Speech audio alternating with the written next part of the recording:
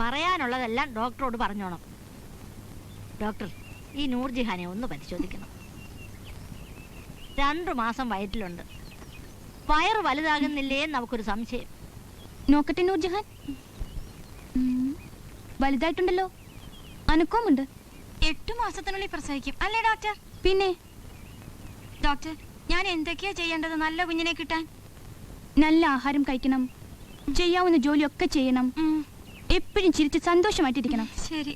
അങ്ങനെ ആയാൽ പൂ പോലൊരു കുഞ്ഞിനെ കിട്ടും. ശരി ഡോക്ടർ. ചതിച്ചതാ മോളെ, പാവം. 2 മാസം വയറ്റിലായപ്പോൾ ആ എരണം കെട്ടവൻ അവന്റെ പാട്ടിന് പോയി.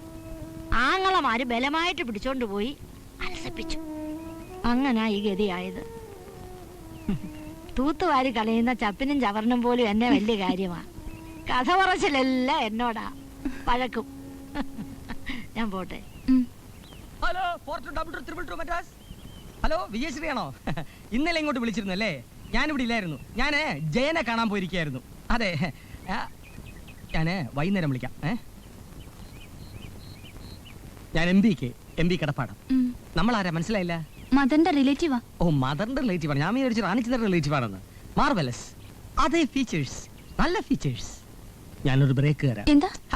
എന്റെ പടത്തിൽ ഞാൻ കുട്ടിക്ക് നല്ലൊരു വേഷം തരുന്നുണ്ട്. റാണിചന്ദ്രയ്ക്ക് വെച്ചിരുന്ന വാട്ട് എ സ്ട്രേഞ്ച് കോയിൻസിഡൻസ്. ആഹാ, പോയ കാര്യമെല്ലാം മദറിന്റെ പ്രാർത്ഥന കൊണ്ട് ഭംഗിയായി.